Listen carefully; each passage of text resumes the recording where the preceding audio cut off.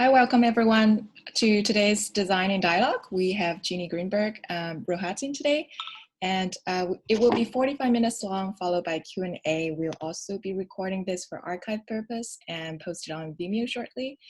We're also muting everyone to ensure audio clarity, and if you want to ask Jeanne any questions during the conversation, we encourage you to type them down in the chat box. Let's turn to Glenn. Thank you very much, Lucy. Hello, Jeanne. How are you? Hi, I'm good, thank you. And thank you, Mark Benda, for putting us together. So thank you for having me. Well, it's fantastic to see you there and in splendid surroundings, I see. I'm just going to make a quick announcement that, as Lucy said, if you could just put questions that occur to you as Jeanne and I are talking into the chat box, we'll get to them at the end of the conversation. And also, we really like it if you can give us a sense of where you're calling in from. So please use the chat box to say hello and say where you're tuning in from. So Jeanne, hello. Where are you tuning in from? I am at the beach, and this is a very different environment than we are normally in. My sister actually has wallpapered all of these rooms as a fantasy because, as we'll see later, we grew up with only white walls, and I'm kind of missing a straight upright seat, right? All these months later. So that's where we're at. And what's the painting behind you?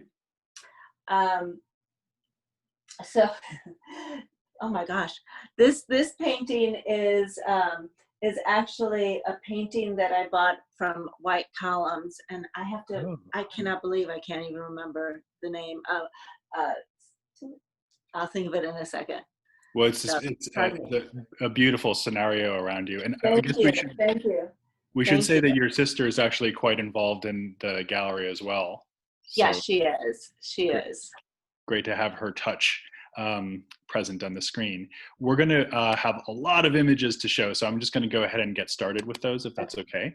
And in fact, you had mentioned this environment in which you grew up, and we have some special photographs of that to show, first of all. So this is, I guess, the home that you actually were a child in. Is that right? Yes. So we grew up in St. Louis, Missouri, and we grew up in this kind of wonderful utopian subdivision that had been built or started during the World's Fair in 1904. And the architect was a man named Wright, but he built this house for a man, a kind of patron and civic leader named Lionberger Davis. And you'll see some of the details in the house where he put in, lions and references to the patron. But the subdivision was kind of fascinating because it was divided into houses of many different types of architecture, from medieval to Jeffersonian to this kind of Tudor house that we had, adobe. So all of the houses were very carefully divided into different kinds of architecture. And there's the lion. Mm-hmm. And so it was a kind of revival house, but it was absolutely bursting with contemporary art as well. Yes. Very minimal. These pictures were taken just the other day by my father. Growing up, it was much more minimal. Through the years, they've kind of added layers and layers of more kind of decorative arts. And but growing up, we had it was a very minimalist kind of Don Judd type of environment. So very little furniture, only white walls. So it's a great contrast to these walls right here. So can you say a little bit about your father and the impact he had on your own vision of the arts? So my father is an art dealer, and he had, taught me everything. Early on, we followed him around to art fairs, to museums. Artists stayed in our home. In those days, if you were an artist, you really needed to kind of go on the road, whereas now with technology, you don't need to. So many artists showed, first they started on the East Coast, then they had a gallery in the Midwest, either in Chicago or St. Louis with my father, and then they would go and show in LA. And that was kind of their American tour. And so we were really advantaged. So for example, you see on that slide, there's the Warhol wallpaper, the Mal wallpaper in the background. That's actually in the guest bathroom. That was wallpaper that Warhol had sent to my father for an exhibition in '74. He told my father to wallpaper the entire gallery, and that would be his show. My father said, absolutely not. It's going to be a show of paintings. And as a joke, came home, put this wallpaper in the bathroom, which completely delighted Warhol. So. Well, that's good. It gives you a flavor of the kind of Wild West quality of how artist-gallery relationships unfolded in those days too, I guess, that story. Yeah, very much. Were you actually meeting a lot of these artists when you were young? Yes. Because many of them would stay with us. So, I have very early recollections of not only Warhol, but Donald Judd, Roy Lichtenstein. We really entertained the artists. Richard Serra, who made his first real commission in St. Louis with Emmy Pulitzer when he was quite young. So they all kind of would come through if they had an exhibition at my father's gallery. Can you just tell us what the sculpture is? Because I'm sure people are wondering that. That is a Klaus Oldenburg chair. So it's at a funny angle, but if we were turned the other way, you would see that it is one of those picnic table chairs, folding chairs. So, and it's a soft, it's one of his soft sculptures in canvas. He would always do 3 different versions of sculpture. So he would make a hard version, and then he would make a canvas version and a vinyl version. So this is the canvas version of that. So one question I wanted to ask you, and this is a great slide to have on the screen when I ask, is about pop art and what impact it had on you, because a lot of the names that you've already mentioned, Warhol, Lichtenstein, Oldenburg, were the avatars of pop at that time. And I guess one way of construing the program that you've led at Salon 94 is that it does have a kind of inheritance of pop aesthetics and ideas. And I wonder what you think about that idea. So I think more than just pop, there were these isms that I grew up with. That there was minimalism, there was conceptualism, and there was pop art, and each one had their own categories, and they were kind of rubbing up against the others, but in kind of a subversive nature to what came before. And it gave me a sense of kind of these pockets of art history that were so clearly defined, because remember, it had accelerated at that point. So every decade there was a new ism. And my father really prescribed to the aesthetics of a minimalist tenant. And I kind of grew up liking each of them, and kind of almost like all the houses. I loved all the houses. I loved all the isms. And so pop was among them. But wasn't specifically kind of the biggest influence of all of those tenets that we grew up with.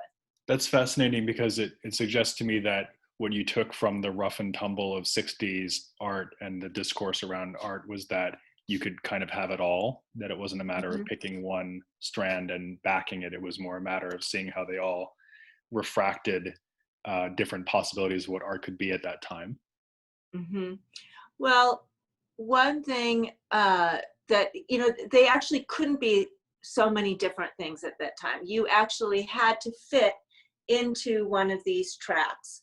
So, and that is why I didn't grow up actually with a lot of feminist art. And I didn't grow up with a lot of things that were happening out there, but I grew up in a very precise, constructed art history that was kind of considered the very top. So actually it was later that I had to fill in all the blanks, what was going on in the 60s and what was going on in the early 70s. So I love that that I had this very, very kind of high esteem, high art introduction, and then later on I had to fill it in with everything else. Right. Okay, that makes total sense. We have just a couple more images to show. I mean, you can see by the edit in the house what's what I filled in, and actually when we get later into my house, you can see kind of my own conversation with what I grew up with. Right. But I guess, that this brings us to the main point of discussion, Jeanne, which is the relationship between art and design and how you staged that in the gallery. So on the one hand, you had figures like Basquiat in your field of view. But then on the other hand, the program at the gallery has really been adventurous in not only showing design, but also mixing design and art practice together in a way where they start to feel almost indistinguishable and certainly in very lively conversation. So, I would love to hear about your thoughts about those two categories of activity and their differences and connections, I suppose. So, one of the things that I grew up with my father as a dealer was that that he would have certain artists that we knew he adored, and then there was this other category. He had an amazing director at his gallery, Sissy Thomas, who would bring in ceramic shows, for example, and there was always this kind of divide between his shows and her shows, and I had equal delight in both, and so I actually started collecting. The first items that I ever collected were ceramics. So one of the first works of art I bought was a Devore pot from one of her exhibitions. Richard Devore. Yeah, but he also started to get to know the artist. So Ken Price was a part of his program, and as well Betty Woodman, and they became very much part of the infrastructure of his gallery. And so I started to see that there weren't so many hierarchies, and I didn't believe in the hierarchies because I thought that a pillow picture was of equal value and is of equal value as a Don Judd box. And so that was kind of what fed me, seeing both of these things. And of course we had a very active home life where these items, these objects interconnected and talked to one another. Okay, we'll return to some of those themes, of course, but maybe we should now accelerate into the spaces that you've created over the years, of which there are several. And we're going to see some of them in process as well, which is really exciting. So right. This is the facade. Yeah. So this is going to be the new Salon 94 in January. It is a building on 3 East 89th Street. It was originally built by Agman Codman, who many of you might already know. His name is familiar because he wrote in the 1890s, when he was in his 30s, a book on decoration with Edith Wharton, and that was a very important book for architects and designers. And it was a fascinating book because it was it was against kind of the opulence and vulgarity of the Vanderbilt, and it was all about how to be very practical in your decoration, and simple and timeless. And so that it's an interesting moment in New York with this kind of architecture. So Agman Kadman built this house, in fact, for a man named Huntington and his wife, Elizabeth Ann Huntington, who was a sculptor. And he built this building as her, or they built it as her studio, and as well to house their art collection, and as a library, and kind of eating space or entertainment space. They actually lived on Fifth Avenue. So it was a shell of a space that was never lived in. It has no infrastructure of a house. And the scale of it is quite large. So, and it was, kind of perfectly made for exhibitions. It was then given upon her death to the Academy of Architecture and Design, and they used this as their museum for many years until just quite recently. So I'm in the process of renovating it right now. Yes, so we see the process underway. Yeah, so that's great. So the picture that you had up before is a picture of the stone room that was taken by Laurie Simmons. That's her dog Lucy, and the Humababa and the Calder. And she took that picture kind of as a gift to mark the occasion. The whole room is covered in a very thick layer of paint, and we remove the paint. So the next picture shows the removal of all the paint, and then following that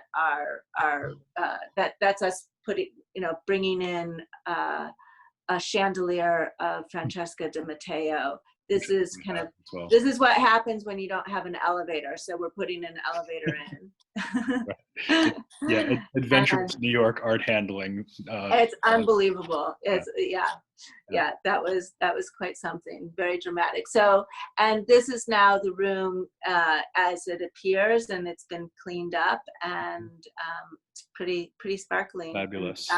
So I've been I've been experimenting in the room just every once in a while, bringing in some works of art to see how they perform in there. And I am somebody who definitely believes that art needs a lot of help, and so I like to play with this. So here we see the kind of typical DNA of the way that you work. So you have Di Matteo and Donald Judd and Ruth Duckworth together. Yeah. But we wanted to place particular emphasis on these progenitor figures because they seem to suggest a certain, I guess, set of indicative trajectories that you've been pursuing and mixing ever since. And so one of those indeed is Donald Judd. And then we also thought we might talk a little bit about Gaetano Pesce and Betty Woodman. That sounds good. So let me just show a few more images of your environment first before we crack on to that. Here we see Marilyn here on the right. I mean, I love that Duckworth with the Don Judd chair. It's just such a contrast, and it's exactly kind of the opposite of what I grew up with in a sense, and yet the minimalist tenets are always there. So that's kind of really the DNA. So you asked about pop, but as you're going through these slides, I really feel more akin to the minimalism. And what is your assessment retrospectively of Judd, and particularly his furniture? He was always very explicit about the fact that his furniture and his sculpture were two different undertakings. Could not have been clearer. And they were. I mean, one of the things that when people start to ask about furniture, I say one of the most important essays you could probably read is "It's Hard to Find a Perfect Lamp." It was written by Judd in 1993. And it is compulsory reading, and it is kind of his own personal description of making a table at first out of an artwork and realizing that the proportions were all wrong, and that furniture actually has a completely different set of proportions because it's related to the body, whereas he was making art that was on a different scale. And then he goes in and really dives into the practice of making furniture and thinking about architecture. And he understood that all of these practices had different sets of rules, but you could go at them with your same kind of aesthetic tenets. So right, yeah. So we are very excited to start working with the Judd estate and the furniture. We are starting to we were actually going to do a solo presentation at TAFAF this right now, and that will be delayed until the fall. But that's an incredibly powerful affiliation then between you and the foundation, anchored on the furniture. So that's super exciting. I guess what strikes me though, Jeannie, is that if we now pivot to Gaetano Pesce, two extremes, definitely well, two exactly. extremes, and not just extremes aesthetically, because we have minimalism and figuration, we have a kind of super precision and then this experimental materialism, but also I would say we have two different philosophies, because that separate channel philosophy that Judd had is really completely contrasted by Gaetano's approach, which is very much denying any sense of hierarchy or distinction between art and design. Yeah, absolutely. And Gaetano, Gaetano comes out of radical design, and this is really about throwing everything out and starting over. I mean, even looking at this Pratt chair compared to a Don Judd box chair. I mean, this Pratt chair has figuration and an entirely built-in story within it, and a story about material, a story about himself. So they're completely, the gestures are quite different. That saying, they're both, they are both radical and subversive. And changed an entire generations in terms of an aesthetic. Just to say a little bit more about the Pratt chair, because I think it deserves a little bit of emphasis in this context. Yeah, I agree. As many viewers will know, what he did was to make the same chair using the same mold, but using 9 different gradients of the formula of the resin itself. So number 1, for example, was so soft that it would lie on the floor, basically in a puddle. Or as he often says, like a body with broken bones, this very kind of tragic image. And then right around 5 or 6 or 7, you get a chair you'd like to sit in. And then number 9 is rock hard, like a statue. And he always makes this very funny joke that there he showed that the difference between art and design was just a matter of which chemicals you put into the plastic, because design happens in the middle around 4 or 5 or 6 where it becomes functional. And then you had this incredible idea of essentially continuing the project and making these new Pratt chairs using contemporary available resin formulas, which gives the transparency, for example, that we see. Yeah, well, I mean, for him, he was so excited. To redo his mold, his original mold, and also to be able to experiment with the new available resins, which are transparent, and to add color. I mean, Pesce is an amazing colorist, and so these chairs really show off that side to him. And Pesce normally does not make molds. He has very few molds in his practice. His cabinets have some molds, but it's not very often. So this Pratt chair is singular in a sense in terms of his practice. So and probably an important chair art historically. But I love that he was able much later to just play with it, to play with the form, to play with the color. And here we see some of those more freely formed objects that are not so dependent on a consistent molding strategy. Yeah. We thought we'd also spend a few moments talking about Betty Woodman. You had already mentioned that ceramics were part of the legacy that you inherited from your father, the influence of Ken Price, for example.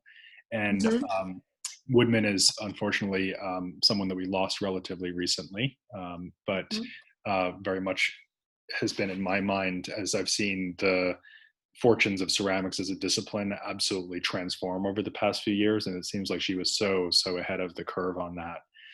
So I wonder if you could talk a little bit about your history of exhibiting her, which goes back a long time actually, and how you look at her work in retrospect. Yeah, I really miss Betty. I love seeing that portrait of her. Yeah. So, I have a long history with Betty because she did show with my father. And one of the things that she taught me really early on was the idea of an object of ceremony, that you can take something very everyday and you can elevate it and make it something that is part of ritual. And that's a very beautiful gift, and that's implied in all of her work, because she's basically, from early on, she just took a pitcher, she took a bowl, she took these forms that are figurative. Oh, just to say something very quickly about that slide that just came up, because it's so beautiful. That is a work that she made. They're called Women Engaged in Unnecessary Activities. And when her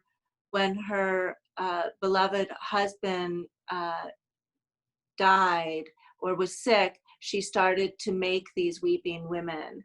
And so I always think of them as an homage to George as well. And it's just such a beautiful, beautiful work of art, and kind of one of her masterpieces that she made, only a year or so before she passed away.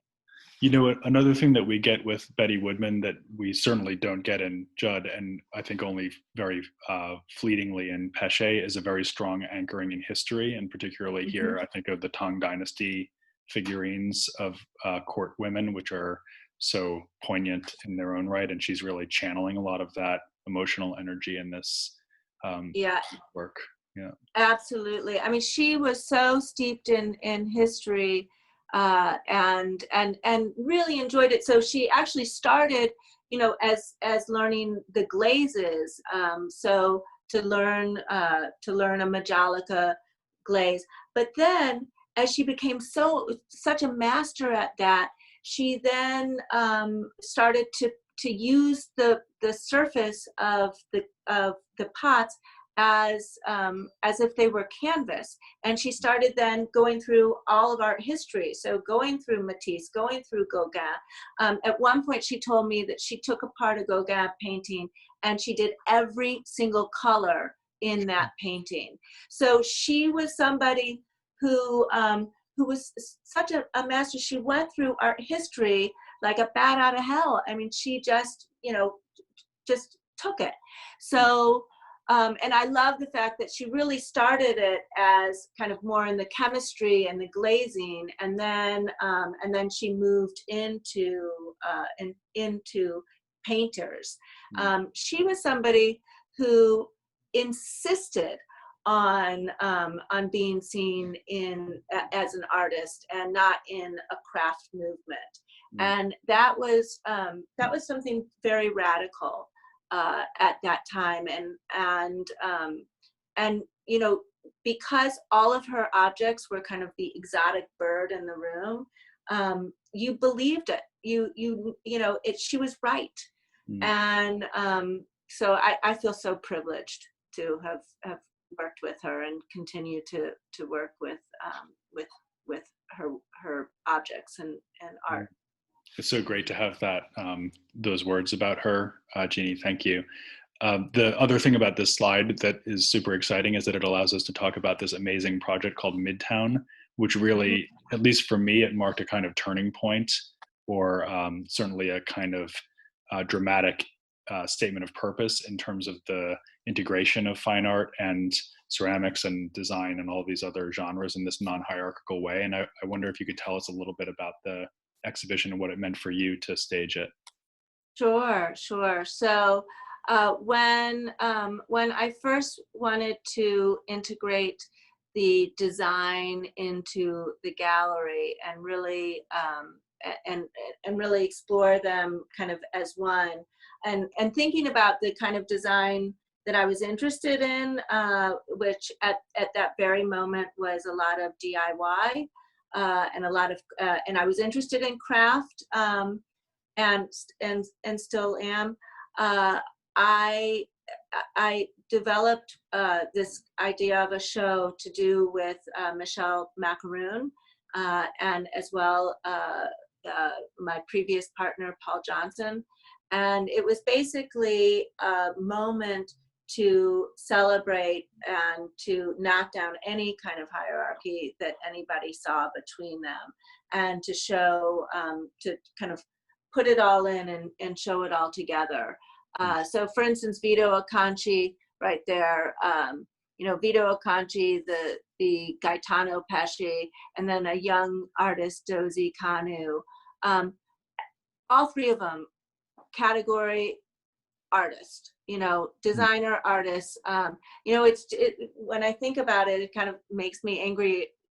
There was no difference between architecture and artists. If you think of Michelangelo and Venturi and all this, there were no kind of categories. And so this show was about breaking down those categories, and also just to talk about display. And I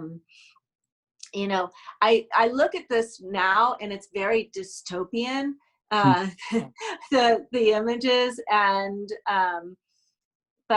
but we really had a good time. We were very excited that we were able to do it in the Lever House, which in its own right has such tremendous architectural history. The Mies van der Rohe building. Yeah. I suppose it might be fair to say also, Jeanne, that you were led into this anti-hierarchical, wide open position by practitioners, and we've mentioned a few of them already, but I'm also thinking about Noguchi, whose table for Gemini Gel we see there on the left.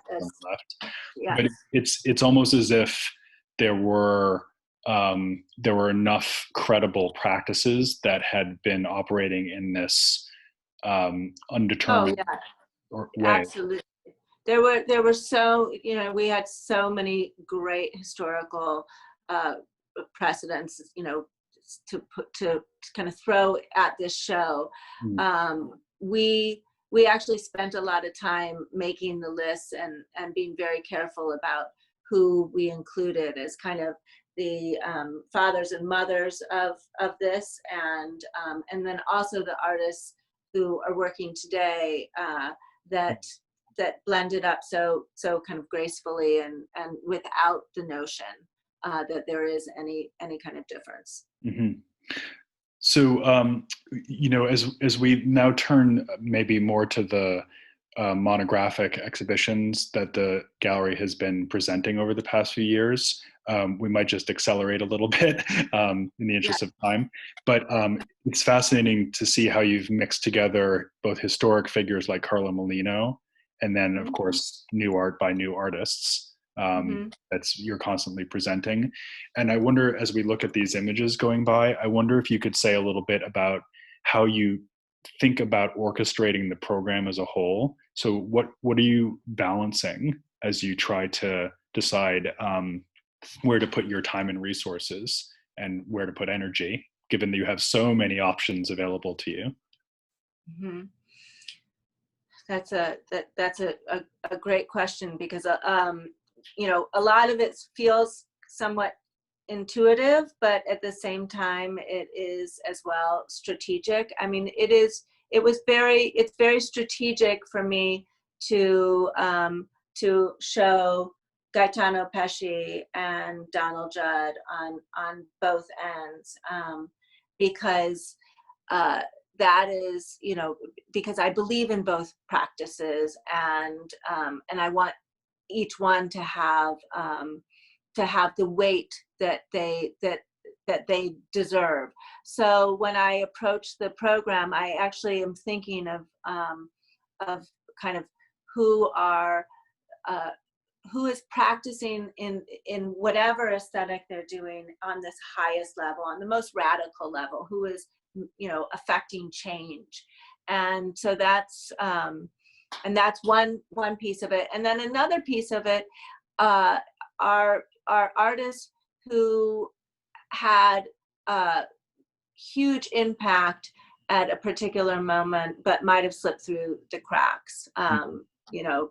And so, for instance, Joseph Grau Garriga is one of those kinds of artists who grew up in Franco Spain, ran one of the most important textile factories in Spain. Tapias and Miro, Picasso, they all made tapestries in his factory. He was a master, but he completely changed the idea of tapestry making from one that went from kind of the church and very high in interior with high-end golds and silks, to talking about the pain that his country was going through under Franco. This very, his countrymen, he grew up on a farm, and brought in this kind of more humble,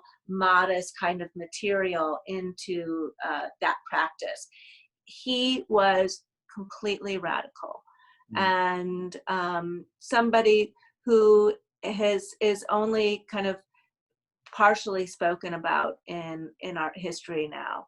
So I thought that he was really an important person to add to the program. It's also a good example of how you have to work when you're trying to, I guess, pull off that kind of recovery act, because you had to work very intensely with his family, in fact. Yeah, I love it. They're his daughter is their actually granddaughter, working on the tapestries as we were hanging them, making sure that they were all correct. It's been an incredible journey to show these, and very painful when I look at them. I mean, some of them his socks are embedded in them, and there's huge areas of kind of red, very thick red yarn, and that he's thinking of kind of the bloody, the battlefield, and it's very visceral to work with that material. Yes, so much of that national and cultural history is embedded in these objects, not just the Franco era, but the deep history of the land. It's very moving to be with in person. Jeanne, I wanted to ask you, and we're going to use Karl Fritsch as a way to do this, the great German jeweler. I just wanted to ask you about installation strategies, because one of the things that's really struck me about the gallery is how adventurous you often are in terms of making spaces and also temporary installations. And showing jewelry obviously is always a challenge just because of scale. So the way that you've shown Fritsch is a really fantastic example of that. And I wonder if you could comment on the kind of stagecraft of the gallery. Right. Well, a lot of it is very collaborative. And, the first time that I showed Karl Fritsch, I said, how are we going to show this? And he said, get some plasticine and roll it in a ball and put it on top. And kind of that started this whole journey with him and the plasticine and display practices. So whenever I do a show of Karl's, we start very early to talk about how we are going to display that work. But I do think that we are trying to bring people in and elevate their experience when we show them art. It's like going into a church. You're going into a sacred space, and so my job is to put in the effort and make sure, as most dealers and curators, to make some kind of special experience. And the pedestal itself is part of the whole experience. So I really do think about the pedestal as much as I think about the architecture as well. All three of my spaces were very different types of architecture. I mean, right there you have the Thomas Barger show at Freeman's Alley. It looks like a barn. And the Bowery space was very Tony, and but looked like a crypt because you had to descend stairs. I do like this this action of kind of somebody coming, taking a pilgrimage, and then entering an exhibition, and that the exhibition has very, very meticulous display as part of it. So. You know, I wanted to pick up something you had said earlier in passing, which is that you're someone who feels that art needs a lot of help. And I can see here that, for example, the way that Barger's works responds to this barn-like space, and of course, a lot of Barger's work is about his own Midwestern upbringing and a kind of agricultural aesthetic brought to the city. But can you say a little bit more about what you mean when you say that art needs a lot of help? Because I can imagine some artists might actually take that as a challenging statement. So I wonder what's behind it. So, you know, as a dealer, I spend a lot of time talking with artists about how a work is framed, about the size, about, you know, we spend a lot of time talking about what printer, if it's a photographer, and all of these aspects go into the work. Right now, Huma Baba is working on a new body of bronze work, and she has spent a lot of time at the foundry, and we talk about patinas and color. So all of this is part of the conversation. But then when it goes from the studio, gets on a truck, and then it comes into a white space, that's a new environment, and so every bit of it has to be thought out. How high a picture goes, or where a desk is placed. It is a studied practice, and it's in our business. It's part of our muscles. It's part of what we kind of practice every day. And so that's why the pleasure of going to an exhibition, going into a beautiful museum, a museum show, the art needs the help of that display and of that space as well. And of that kind of elevation. So I guess it's also a matter of challenging the idea that the white cube is a neutral that allows the art just to be itself, because of course the white cube is as artificial and strong and aesthetic as anything that you might do. So maybe it's also a matter of recognizing that any context for the work has to chime with that work and let that work be its best, and that there is no option of a neutral, non-characterful backdrop. No, I mean the backdrop is part of it, and we all feel it. We all feel it. It's just like when you go to Japan, it's felt even more. That's why kind of that's the perfect slide to come up as we're talking about it. Talking about an ikebana or placement, or a rock garden where something is very precisely placed, and all of those small actions that we do daily, they're all important. And I think actually right now people are finding that, going on walks and spotting the woodpecker and seeing the birds and the falcon, all of those specific moments are precious. And so the placement of a work of art is precious. And at the same time, I also will say that I love the idea of making a show about, that's very casual, that something's leaning against the wall and, on its side. But even that, there's a practice to it. Can you say a little bit about, because I'm a particular enthusiast, I wonder if you could talk about Takuro Kawata just for a moment. And I suppose one thing to say is that the kinds of attention that you're talking about are very much staged within the history of tea ceremony that he's riffing on in this kind of modern apocalyptic way. So I wonder how you came into contact with him and sort of what you see in the work.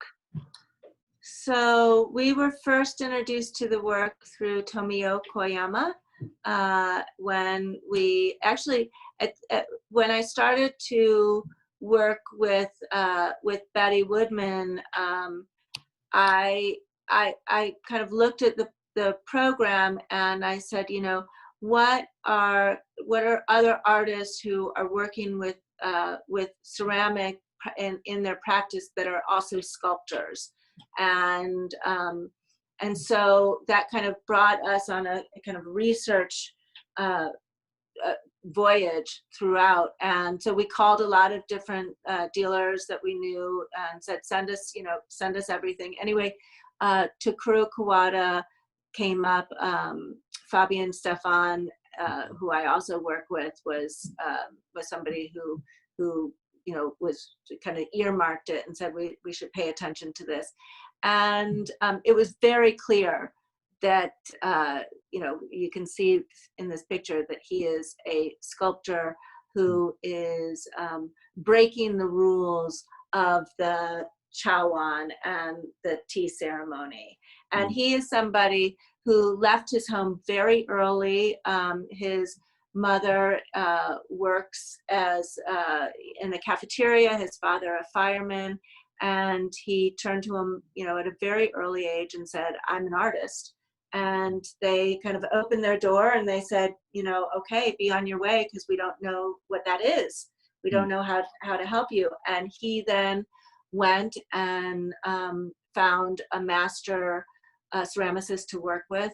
Japan does not have the kind of university system that we have in America, where if you want to be an artist, you go to art school. And he really learned the trade in a very old-fashioned way. So in fact, when you showed that picture with the rock in it, that comes out of the tradition of the wabi-sabi kind of tradition of a small stone that is in the clay that kind of through the process of in the kiln starts to come to the surface. And so instead he took a rock and embedded it into that's so great. So that rock was probably a little smaller than my fist, and in the process of the heat, it kind of blew up. And so in fact that rock is hollow on the inside at this time. It just became molten. So he really broke every single rule that was that he was shown by his master. Another thing, and we're just nearing the end of our time, but we did want to briefly talk about the way that you're also getting involved in these collaborations with brands, which is true both of Kawata here with Loewe, the Spanish luxury brand. And then we also have a great example of that with Francesca Di Matteo, who we see here in her studio. Very powerful ceramic sculptor here in the New York area, who's also done that kind of collaborative work. And I wonder if you could talk a little bit about your role in orchestrating and supporting those kinds of partnerships. So I believe in these kinds of partnerships. I've always, from early on in my career, when I first started, for instance, working with Marilyn Minter, we talked a lot about editorial and the dissemination of images that she makes, and for her, it was editorial in magazines and doing advertisements with different brands, so that her aesthetic would become embedded into a much wider audience. Of course, the art world has kind of multiplied a lot, but it didn't start out that way. It was a much smaller audience.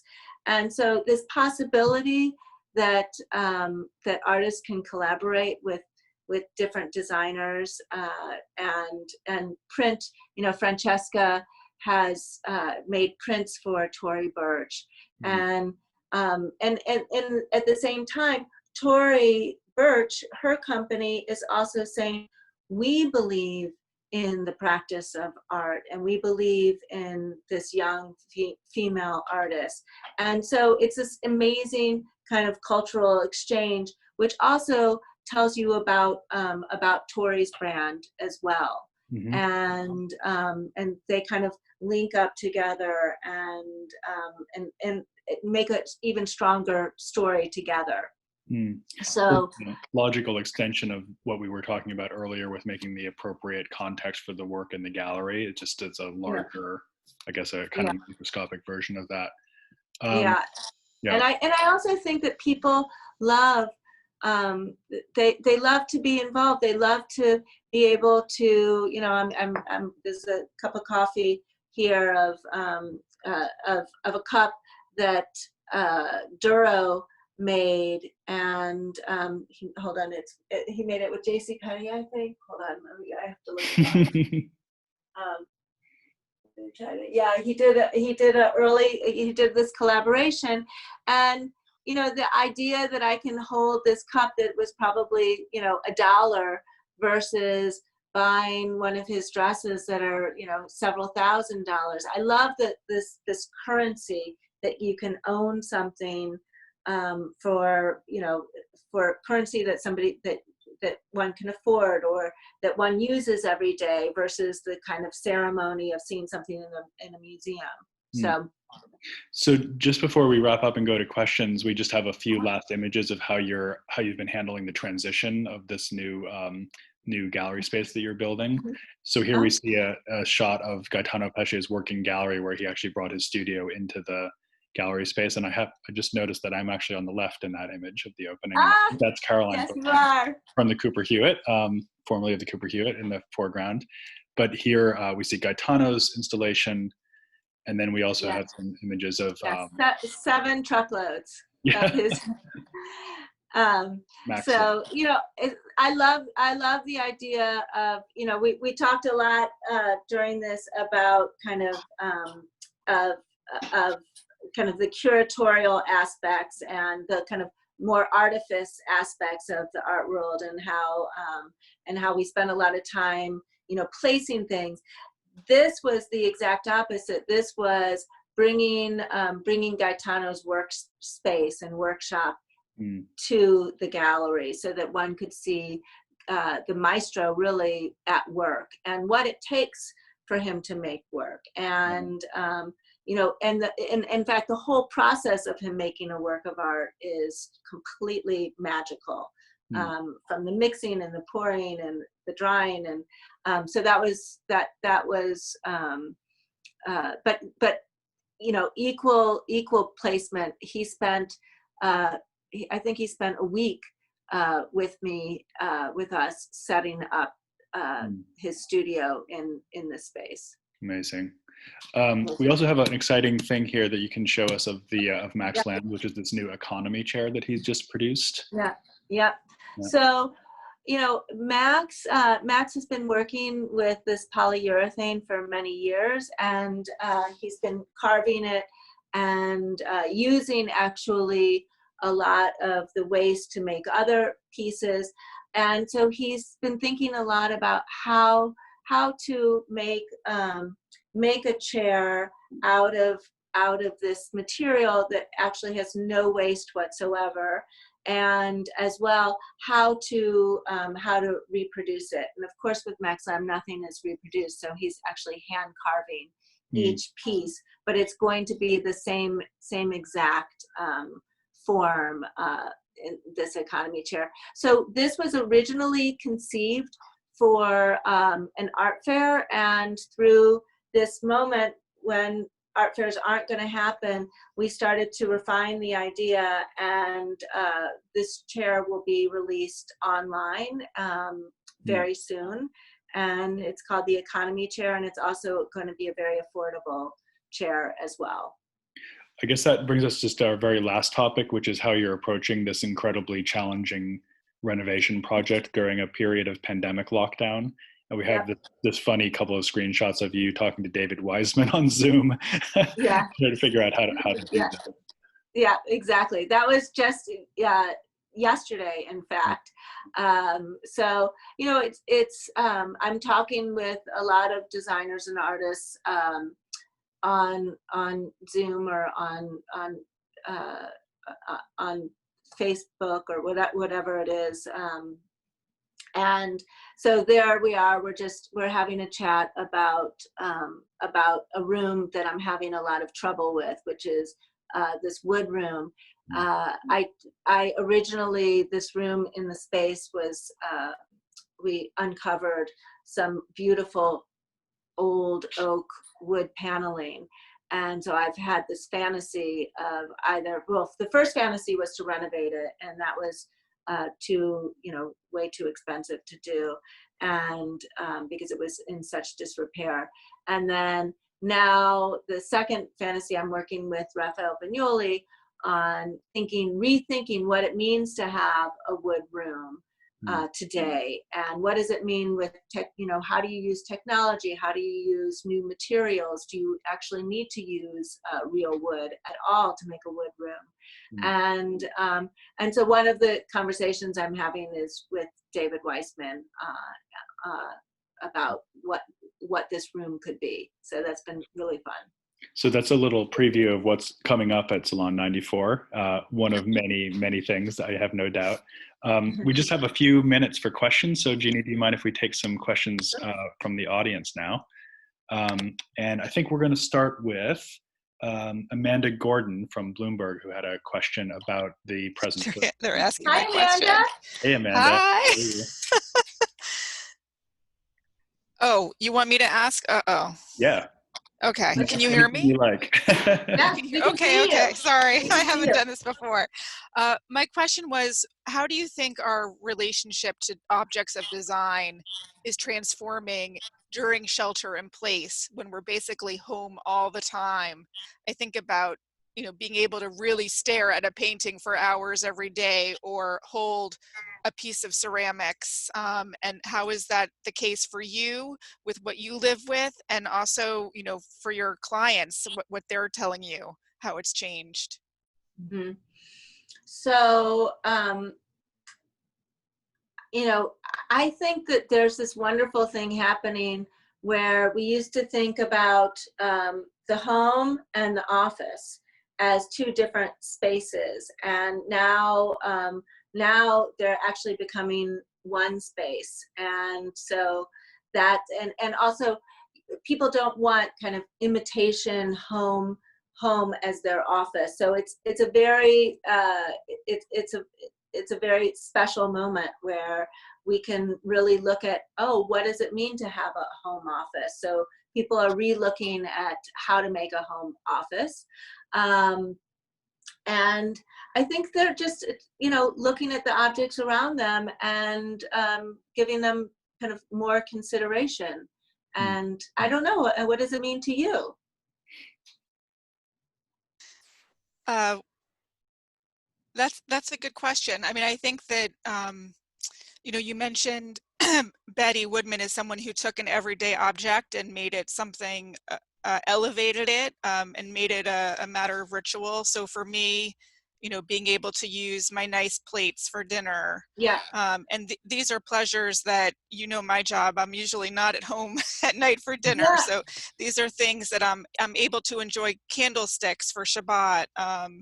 Absolutely. The things that I had been stowing away for use and now actually am using. And I love that I can appreciate them. Yeah, it's beautiful setting a dinner table. And, I do think I love, when I look at Instagram, there's Helen Molesworth.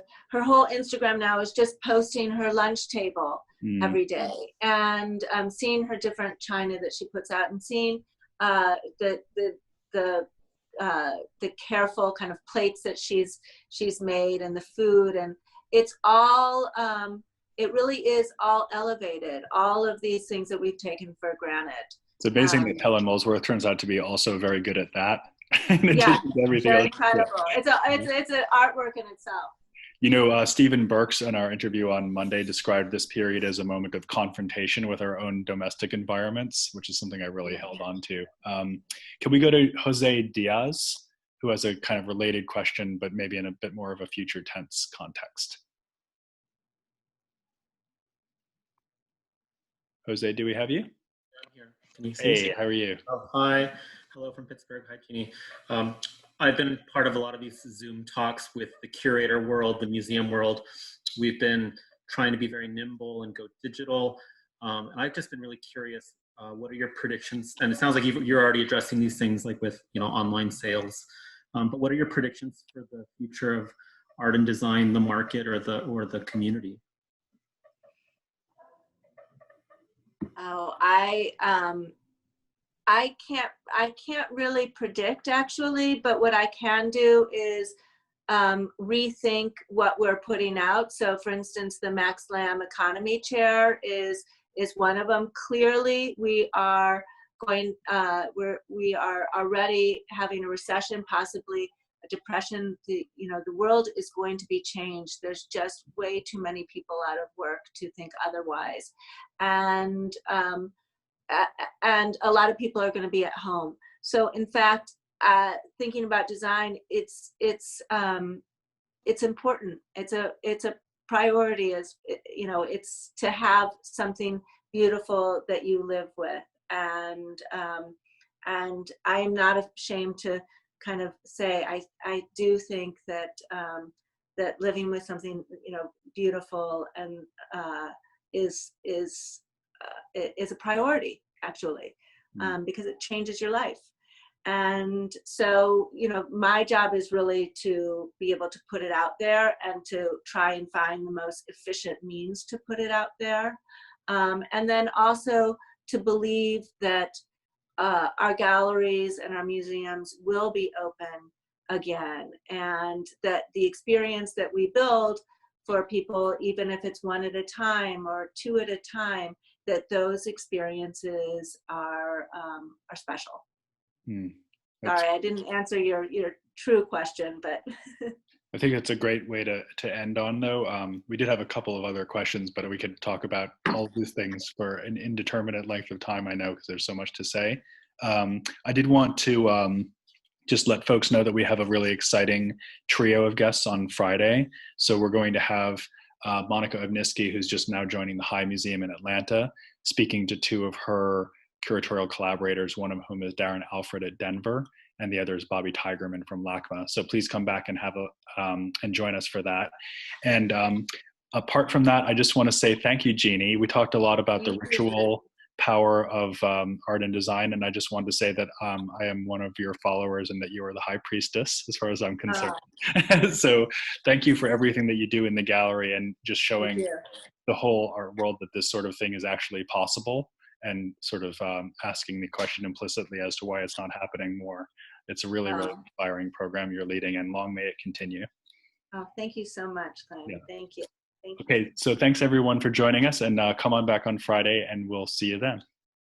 Okay.